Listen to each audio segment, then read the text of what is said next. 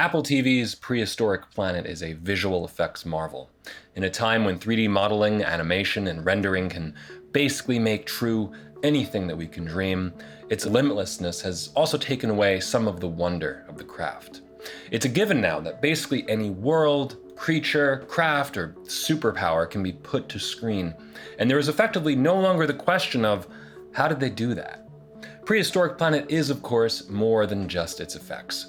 It's the result of a wide range of scientific talents, and so much of what the show gets right comes down to the researchers and professionals on board here, no doubt, consulting every little detail.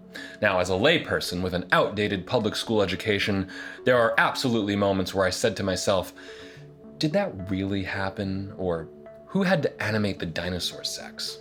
That's definitely not what we're talking about today, and I have zero place discussing the accuracy of the show, but in every episode what also stands out is the filmmaking on display. So much of Prehistoric Planet isn't just about bringing these creatures to life. It's selling you the idea that this is what it would be like to witness these creatures for yourself. The CGI is incredible, but it's grounded within the limitations of real cinematography and filmmaking techniques, and that is what I'm going to discuss here today. If you've watched any of the other programs produced by the BBC Natural History Unit and David Attenborough, of course, you're already quite familiar with a lot of the trademark qualities that make them stand out from most other nature documentaries. Like any good doc, though, of any kind, they tell stories, but they also constantly push the envelope on how these moments in nature are captured with a real passion for emerging camera and imaging technology. This means that, to an extent, there is some movie magic going on here. Time lapses in controlled environments, or artificially lit spaces that capture nighttime behavior in stunning, almost hyper-realistic detail. And of course, the editing and narration pace things out in a way that is emphasized for maximum drama. That's not to diminish the efforts of the crew. Producing cinematic documentary footage is not easy, nor is it 100% faithful to things as they happen in real time. It does, however, operate within the confines of reality and what is possible to capture and edit together. Now, obviously, dinosaurs are not something that you can just go out and shoot, and so artists recreate them with the input of paleontologists, geologists, and countless other scientific experts. These dinosaurs do have feathers, after all. But on that note, one thing I'm not going to do at all is talk about scientific accuracy. It's simply not my wheelhouse. But I will say that some of the movements in here, the behaviors of the dinosaurs, they're so clearly inspired from modern creatures, and more specifically from footage of modern creatures. The animals are portrayed quite extraordinarily by the way the artists have created these creatures. You look into their eyes and you can see something is going on in these creatures' heads. Episode 5 in particular has a courting ritual that is remarkably similar to some of the scenes featured in their previous work, and you can't help but wonder, how do we figure these things out? How do we deduce these things? Carnotaurus's tiny arms were too small for anything like digging or fighting opponents. The most likely explanation for such small yet mobile arms is that they were used in display. Anyway, as I said before, we're looking exclusively at cinematography and filmmaking techniques. Broadly speaking, these fall into two categories: creative decisions and technical accuracy, and some of them are a bit of both. Let's start with the obvious: camera work and lens choices. Every shot in Prehistoric Planet is taken from a totally believable and physically possible vantage point. You won't really see obnoxiously unrealistic camera angles here, a drone shot here or two, but most of the cinematography is in fact real. The locations are based in reality because a crew did in fact go out to environments that could suitably appear to be where these prehistoric creatures once roamed. If the opportunity is there for us to actually travel and capture in camera the real atmospherics, the real lighting conditions, it's a far more satisfactory situation than trying to recreate the natural world in a computer. This both sells the realism of the show and creates challenges from a visual effects and production perspective. Let's take shots like this. The pterosaur spreads its wings against a sunset beach. Now, on the CGI side of things, we have to consider that the light penetrates the thin skin of its wings. This is almost certainly a challenge in itself for the CG artists, and it's a testament to how advanced our rendering is in 2022. Earlier efforts may have simply made this a backlit shot showing off nothing more than a silhouette. But what really sells the shot is that it almost feels spur of the moment, The shot is static, somewhat low angle, taken from at least 15 to 20 feet, I would say. With minimal distortion, it's probably not too wide a lens either. Many shots rely on far longer lenses to get the job done. Standoffs like this feel like something we've all seen before, after all. The over-the-shoulder shot with a super telephoto lens selling that extreme lens compression, you can tell the operator is very far away. Safety, you know? You can see the foreshortening as the dinosaur raises its head, while in other shots, foreground details are visible but kept way out of focus, giving us that sense that the camera operator is hidden among the trees. So much of Prehistoric Planet uses telephoto lenses the way a real nature documentary would, capturing the wild with some distance, allowing herds to gather or rivals to fight. But much of it is also by necessity. Drone shots, as we said, can capture some of those more bombastic aerial action shots, for example, but flying dinosaurs, much like modern-day birds, would probably have to be captured with very long lenses and tracked with the precision of a seasoned professional. I hesitate to say that matching things like bokeh, depth of field, or lens compression is trivial, but given how commonly this is done at the Hollywood level, it's probably not something that you would be surprised to see here. It's kind of like what happens in visual effects these days.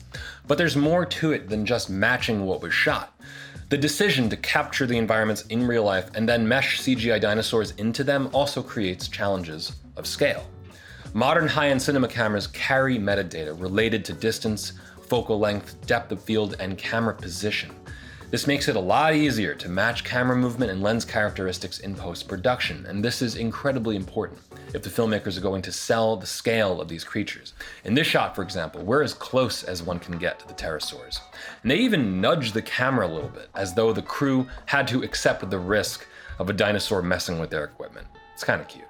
Beyond scale, there's the difficulty in matching the lighting of the surrounding environment. Modeled light hits everything through the trees with extraordinary accuracy, or at least we have to assume it's accurate, but this is more of a strictly visual effects challenge. When it comes to portraying that cinematic realism in Prehistoric Planet, what's more fascinating is not how closely the lighting matches the subject, but how the filmmakers opt to only show the lighting as well as it could be captured in real life. Many shots exhibit extreme lens flaring that covers the entire dinosaur, while others show the distortion of heat commonly seen in the far reaches of a long lens. And at night, Prehistoric Planet handles things in two very interesting ways. In one case, we see a herd of Triceratops blindly navigating a cave to a secret clay lick. One would expect that, with all the visual effects at their disposal, the filmmakers would show what this journey might have actually looked like in, the cave, but in a truly pitch black environment, we're given a night vision simulation, complete with fixed camera positions, reflections in the eyes, and the grainy monochromatic quality one would expect of an actual night vision camera. Now later on, we see a very typical controlled nighttime shoot. You know it's controlled because of the stark overhead lighting in an otherwise dark environment. Previous Natural History Unit productions have used this kind of setting before to showcase nocturnal animals, and presumably that's the effect they were going for here in order to capture the bioluminescent mushrooms under the perfect conditions.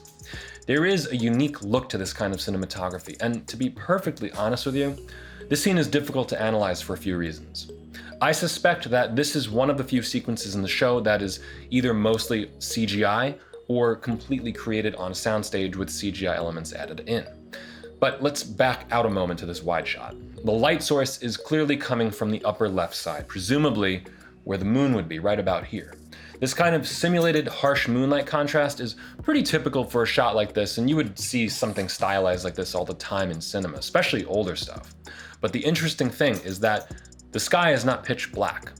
It's not even like a little colorful, it's bright. There's a decent amount of light and the color in the sky that you would not normally see without excessive light pollution. Only thing is, this sky is clear enough to render visible stars, which is not something you'd get if you did have that kind of light pollution. God, this is beginning to sound like some kind of conspiracy nonsense video. Maybe the algorithm will work for me. Anyway, notice that the trees in the background don't move at all. It's possible that the set here consists of nothing more than the fallen tree on the floor and the tree that holds the beehive. I'm not sure if the beehive's real. They're about the only elements in the frame that have a sharp, kick light wrapping around the back. We can kind of get an idea of how narrow this shaft of light actually is in this overhead shot. What's really impressive though is how good the low light look is here. You can see that the lenses were kept wide open to let maximum light in, resulting in a razor-thin depth of field. The color is also present, but very muted. What little color there is rolls off into cooler highlights, but also into muddy, slightly lifted black levels, resembling much of what you would see when you push a camera into its higher ISO ranges. Oh, and if there's anything not realistic here, it's that an image this dark is so clean. I have a strong feeling that given the improbably detailed sky, accurate color, parallax accurate background movement, and limited range of lighting, that this was a set shot against a virtual background. I see what you did there, John. Moving on, we have camera movement. Oh man, I actually wrote that. This is an area where Prehistoric Planet embraces imprecision, or should I, oh man, I wrote this too. Should I say it? It precisely matches imprecision. Anyway, lots of real-life nature documentary footage relies on distant camera operators tracking wildlife with something around 400 to 500 millimeter or greater lenses. And you should know that this is not an easy thing to do. But you see it all the time with birds flying great distances or predators chasing after the kill. The thing is, even the best operators out there are going to exhibit some human error or lag in their reaction time. You can see that as the pterosaurs dive bomb here, for example, it becomes much harder for the camera to stay locked on with its movements. In other examples, the camera assistant even gets some time to shift focus as the subject moves through the z-axis of the frame. The choreography between cinematography here and visual effects is just so subtle, but getting it right is so crucial to the documentary look. The last thing that Prehistoric Planet manages to do exceptionally well, and probably the thing it does the most consistently, is slow motion. Wildlife footage often is captured in high frame rates, then played back slower in the actual program. This itself is nothing new, but the use of near constant slow motion grounds the CGI elements into slow-moving water, fire, sand, and so many more elements. Like in reality, the use of slow motion here also adds some weight and gravity to the creatures, letting you see just how gargantuan some of them really are. On the other hand, there are also time-lapse segments that show the passage of time and demonstrate the dinosaurs' migratory patterns, much the same way you would see something like a weather progression in the real-world view. It's a shame that Apple only put out a limited amount of behind-the-scenes content for this series. Most of Attenborough's work showcases the unique challenges posed by each episode, sometimes even showing how new technology was fabricated just for that production. When it comes to historical accuracy, I have no choice but to put my faith in the scientists and researchers on this team. At the end of the day, our scientists have the veto power over anything we do. If anything doesn't pass scientific muster, we rethink it, because we want this to be scientifically authentic. That said, it's not hard to imagine some of the possible techniques that went into bringing these dinosaurs to life. Shots like close-ups of talons are just uncannily similar to shots that we've seen in other documentaries. And you almost have to wonder if they're animated via machine learning or they're just manually referenced by an animator who's looking at a bird. Regardless, I'd love to see just what went into the visual effects. So let's talk about all of this. I want to take this channel in a new direction, focusing on any and all media that inspires me from a cinematic or storytelling perspective. That means it could be TV, games, animation, movies of course, and maybe I'll talk about remakes from time to time. The truth is, my interests are all over the place, but I appreciate inspired storytelling and artistry. I never thought I'd be saying this, but let me know what you thought of this video in the comments below and what other media you'd like to see covered here. To the countless people who've been subscribed here for literally years now, I appreciate your forgetfulness in unsubscribing from this largely dead channel. Don't worry, we're all guilty of it. See you next time.